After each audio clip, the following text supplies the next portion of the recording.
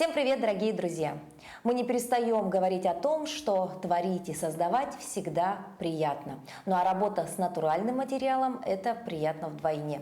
Сегодня мы находимся в творческой студии Кюн. И рядом со мной ее основатель Наталья. Наталья, здравствуйте. Здравствуйте. Наталья, расскажите, что сегодня мы будем делать, ну и вообще, чем вы занимаетесь со своими учениками? Так, у нас в студии очень много направлений творчества, от рисования, лепки и до резьбы по дереву. Ну вот, собственно, глядя на эти инструменты и дерево, понятно, что сегодня мы будем как раз-таки этим и заниматься, да? Да. Ну, вообще, при работе с деревом на что нужно обратить в первую очередь внимание вообще изначально? Так, изначально надо обращать внимание вообще на саму древесину. То есть, если вы хотите что-то легко и просто делать, лучше выбирать древесину мягких пород. Это липа, осина. А как она выглядит визуально? Вот, например, у нас... Да, осина, она светленькая, липа тоже, она такая вот прям как бумага. Структуру у них сильно не видно. Пористая такая, да, в принципе? Да, она мягкая. Когда вырезаете, сразу чувствуется, что она мягкая. Береза. Береза, она очень плотная, твердая, и я ее использую обычно для кукол. То есть это уже для более профессионального уровня? Для посуды, для кукол лучше вот так вот. Для начинающих я рекомендую мягкую древесину. Ну вот, допустим, есть у нас такой брусочек древесины, да? Что из него вообще могут сделать и вообще с какого возраста можно работать с деревом? Вообще, как бы, я рекомендую с 8 лет, но ко мне все равно приходят дошкольники. У них есть, оказывается, такое желание. Я была приятно удивлена, когда узнала, что вот первый раз ко мне подошла девочка, я думала, что она первоклассница, да? А оказалось, что она дошкольница. Здорово. Ну, то есть, в принципе, можно уже и школьникам, и дошкольникам работать с деревом, да? Хорошо, но здесь сразу, понятное дело, но дерево и дерево, оно не навредит. А вот эти все штучки, это уже достаточно серьезная история, да? Это, так сказать, орудие труда ваше, да? А что нужно нам в первую очередь? Так, в первую очередь я вообще начинала сама с ножа. То есть это самый простой и понятный инструмент для каждого. Им можно вырезать маленькие фигурки. И, ну, я кукол тоже вырезала в основном ножом. Там уже по ходу дела появляются такие вот, как сказать, наработки, что ли. Да. И уже можно разбираться в инструментах и заказывать какие-то дополнительные. Есть полукруглые, есть стамески, например, вот это вот, да? Это называется клюкарза, вот она бывает изогнутая. Обычно. Стамеска полукруглая, прямая, она убирает большой объем. То есть, если нам быстро надо убрать большой объем, срезать, большие стамески используем. Вот это топорик тоже для таких работ объемных. Стамеска косая. То есть, если вот так вот работать, да, с материалом натуральным вот из дерева, когда начинаете вырезать, там уже у каждого мастера появляется свой инструмент. Да, все верно. Да. В ходе дела, да? В ходе дела все получается. Вот здесь очень интересная вещь есть. Что это? Я вот, например, человек далекий от мира столярного искусства, вообще думаю, что же это такое? Это называется, это называется правило. Это просто дерево такое сформированное, да, для удобства для каждого инструмента. То есть полукруглая, она полируется вот на этой части. Прямые, то есть лезвие прямое, если то на прямой части. То есть это для чего? Для того, чтобы для полировки. Для полировки. То есть инструмент должен быть идеально заточенный. Не только заточенный, а отполированный прямо. Это влияет на работу по дереву, да? Да. Вот прям он должен быть блестеть. Да, прям блестеть должен. Интересно. Так, вот наждачную бумагу. Наждачную бумагу я использую. Правило, оно используется как бы раньше были такие бритвы, знаете, такие раскладные. Да. Вот, и их постоянно подтачивали, поэтому вот правило, оно как бы используют для постоянной подточки, как бы, да, полировки. А со временем все равно будет лезвие стираться. Да. И чтобы затачивать, там я уже использую наждачку 2 зернистостей, то есть чуть крупную, потом уже помельче. Хорошо. И после этого снова полирую. И опять. И тогда инструмент уже будет готов. Еще один. Так, ага, вот этот Вариант какой-то, да? этот инвентарь, Инвентарь, что да, это? он используется, Пикопластырь, сказала бы я. он используется для защиты пальцев. В основном у нас задевается вот этот палец, и мы его наматываем вот так вот. Все очень просто. Наматываем. И даже если мы заденем чуть-чуть палец, он уже не поцарапается, не порежется. Вот так. Все понятно. Так, но мы сегодня будем пробовать, поэтому лучше, наверное, палец и мне перевязать, да? Да, обязательно Так, надо. у нас остались Ручки вот надо еще беречь. парочку каких-то интересных инструментов. Что Так, это? это вот для сверления вручную. Если там какие-то детали надо склеить между собой, я делаю гвоздики такие деревянные. Сверлю, например, да, дерево, и вставляю другую деталь на этот гвоздик. И там между ними будет клей. А клей я использую такой столярный. Столярный. Все, хорошо. Ну вот мы видим варианты, да, таких изделий, которые вы делаете на своих мастер-классах, да. Вот эта работа примерно за какой период времени может быть сделана? Примерно 3 часа уходит на 3 это. часа. Да. Хорошо. Ну, а это береза. Я в основном твердая. даю березу для таких изделий, потому что это уже как бы относится к посуде. Ну а вот эти легкие Эти легкие ложечки можно где-то примерно за час. За если час. понравится. Ну вот, собственно, формат проекта мы вам покажем. Это полчаса практически, поэтому я думаю, теорию мы прошли. Необходимо перейти к практике. Сегодня мы будем делать вот такую ложечку. Надеюсь, мы успеем. Ну, дело мастера боится, поэтому, я думаю, справимся. Да, Наталья? Ну, с чего начинается работа? Берем ножи. Хорошо. Вот здесь надо быть аккуратнее, да? Да. Я вообще боюсь представить, как дети этим занимаются, потому что мне даже страшно держать вот это в руках. Так, а я еще не сказала, что резьба по дереву именно вручную, она развивает в детях и во взрослых сосредоточенность. Потому что материал твердый, инструмент острый. Надо быть все время на чеку, да? Да, надо быть все время на чеку, не отвлекаться. А то одно неловкое движение Да, и будет да. травма. Так, у нас есть брусочек. Так, брусочек. Если вам трудно представить на нем форму какую-то, можно карандашом нарисовать форму ложки, да? Из этого можно вырезать ложку. Хорошо. И Так, инструмент, как мы используем. Есть такая техника на себя. Если на себя, тут уже надо вот этот палец тоже держать. на себя. Вы практически как картошку какую-то чистили на себя. Да. Ой, ну я точно лучше перевяжу все пальцы. Давайте перевязывайте лучше все И пальцы. у вас так легко получается. И вот полетели первые стружки. Так. Это техника на себя, да? Это техника на себя. Тут в чем секрет? Вы работаете вот этими пальцами, то есть инструмент держится крепко, а вот этот палец, он опирается на сам материал. И все. И нам нужно Вот так вот дергать округлить края? Да. Ой, мамочка. Ну, страшно. Сначала надо перебороть страх, товарищи. Так, и тут еще надо чувствовать сам инструмент, не инструмент, сам материал. Материал у нас идет как? Древесина, как она растет? Она вот так вот идет трубочками прямо, да? Волокна вверх. Волокна вверх идут. И тут у нас как бы надо представить, что трубочки, они идут вот так вот. Соединенные мелкие-мелкие трубочки, да? И мы срезаем их сверху. Если вы пытаетесь вот так вот срезать, Поперек, у вас будет да? скол. То есть по вертикали. То есть, если вы вырезаете вот эту часть, лучше держать древесину вот так вот и срезать как бы сбоку эти трубочки. Вот так. Сколько нюансов. Да. Да уж. Очень интересная история.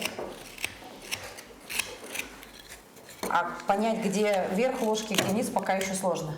Да. Ну вот я вижу вот на вашей заготовке, да, вот тут вот будет чашечка ложки, а Да. тут будет ручка. Ручка. Ну, тогда я все на себя так и продолжаю делать, да? Да. А вообще дети охотно занимаются вот таким видом деятельности? Да. Есть дети, которые как будто вот приходят, и как будто они вот вырезали всю жизнь. Да? У них спрашиваешь, и они, кажется, даже инструмент не держали в руке. А вот вы когда и почему решили вдруг таким нелегким делом заниматься? Я пробовала вырезать уже в школе. Мне тогда вот понравилось. Я не знаю, почему у меня такое желание появилось. Я тогда вырезала куклу. Сразу, да? Да. Но как... она была простенькая, конечно, не такая, как вот сейчас я их делаю, да. А потом, когда у меня родилась дочка, у меня появилось желание ей что-то сделать самой, своими руками. И там тоже такая отдельная история, что мне захотелось именно подвижных кукол делать. И я начала выбирать материал, из чего делать. Я вспомнила тогда, что вырезала уже из дерева куклу в школьные годы и решила дочке тоже вырезать из дерева. У меня получилось, и все, и меня затянуло. Да. Ну, вот вы говорите, да, вот у вас прям так легко, действительно, вы как будто мягкий материал. Но это же получается наработка нескольких лет. Вначале мне тоже было тяжело понять, с какой стороны подойти к этому материалу. Я вот просто, знаете, с одной стороны, с другой стороны, думаю, когда что ложка-то прорисуется. И здесь нужно же и физические, да, силы иметь, потому что все равно вот это все вырезать. Если говорить о физической силе, я не знаю, вот у детей как-то получается.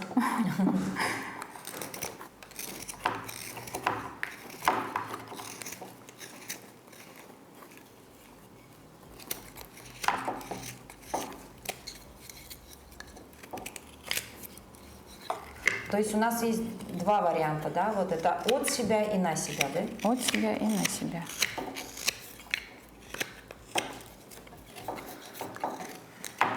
А вообще с каким деревом сложнее всего работать? С березой или еще есть сложнее материал? Дуб. Дуб? Дуб самый твердый.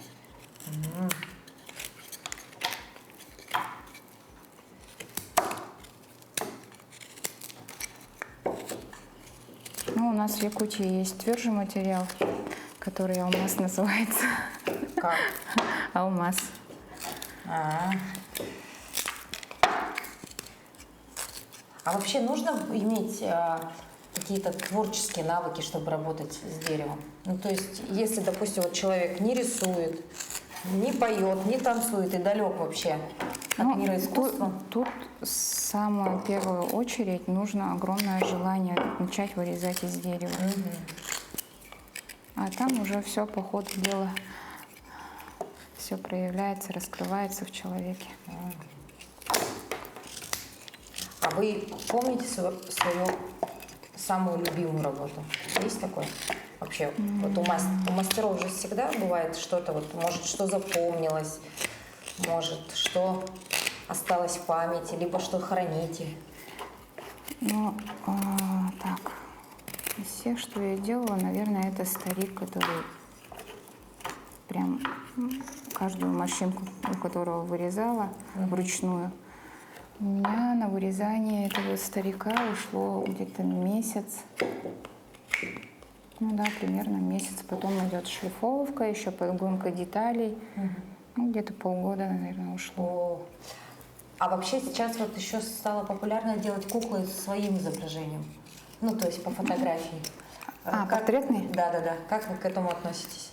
Ну, как, нейтрально. Да? Ну, ведь это такая двоякая история, потому что говорят, вообще не есть хорошо лик переносить человека на какой-то материал, будь то камень, будь то дерево. А кто-то видит в этом уникальность. Ну да, у каждого свое отношение к этому. Но вообще бывает такое, что выполняете подобные заказы? Пару раз пробовала, мне не понравилось. Почему? Потому что делать копии оказалось намного сложнее, чем вот то, что вырисовалось у тебя в голове, перенести в дерево или сделать копию человека, да? Оказалось намного сложнее для меня. Ну, значит, вы создатель. Вам проще создать что-то свое, да? Чем делать реплику какую-то. Да. А у вас художественное образование есть, да? Нету. Нет? Нету. И вы вот так вот можете делать уникальные куклы, создать? И прям все пропорции, и лицо у вас, все это просто у вас идет откуда-то из души, да? Да. Интересно. Ну, есть же, например, певцы, танцоры, у которых тоже это от души идет. Да. Образования нету, а поют так красиво и танцуют. Ну, значит, вы награждены этим, наверное, откуда-нибудь там со Вселенной, Богом. Возможно. Такой дар у вас появился, да? Возможно. Так, мы возвращаемся к нашей ложке. Ну, я пока еще совершенно не вижу ложку. Действительно, но если вы подумаете, что это так легко, тут сидишь, вырезаешь, на самом деле нет. Здесь все время нужно контролировать, вот как вы и сказали, весь процесс, потому что иначе ложки не будет, да? Иначе не будет ничего. Да.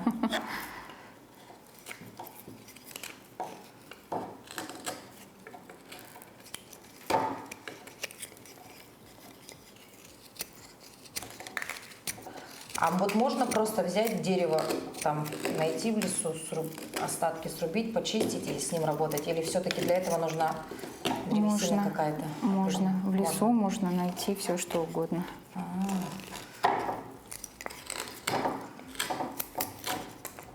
Просто мы привыкли, что древесину заготавливают, там, сушат, да? Там можно найти уже готовый материал, который уже высушенный природой.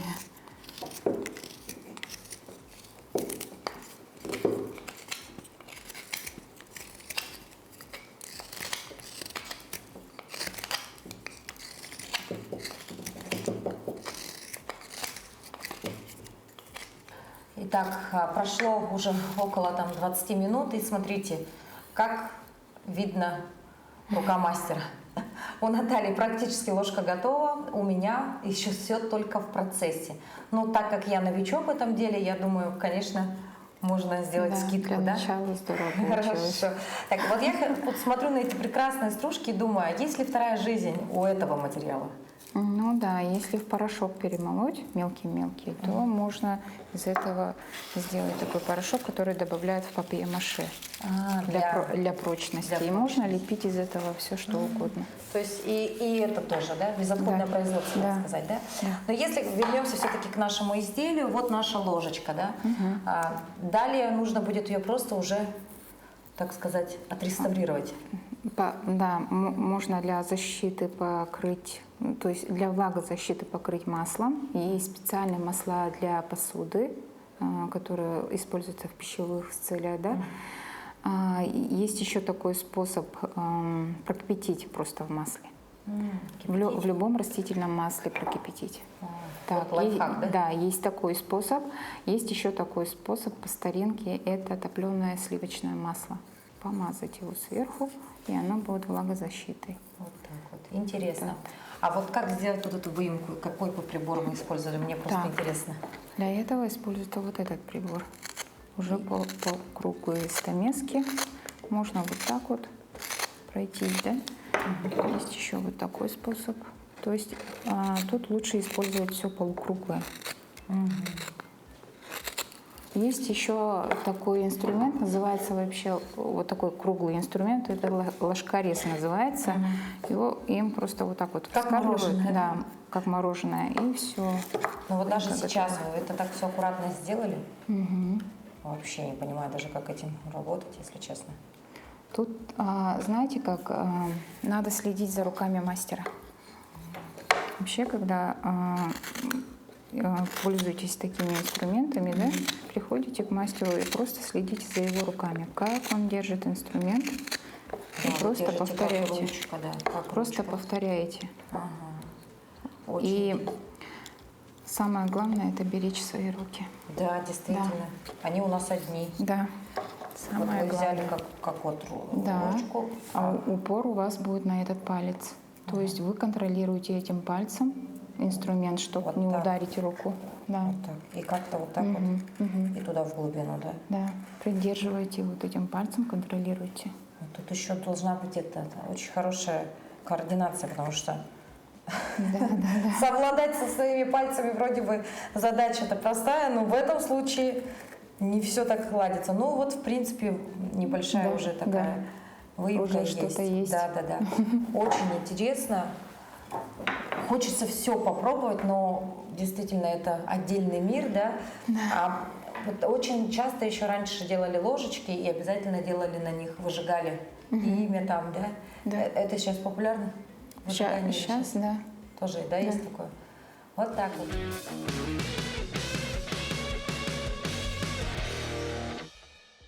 Тем временем мы готовы приступить к финальному этапу изготовления нашей ложечки, да? Наталья, теперь осталось дело за малым, да? Да, надо отшлифовать это все, чтобы убрать все заусенцы, чтобы не было занос. Для этого мы берем среднезернистую наждачку. Наждачка у нас должна быть на тканевой основе,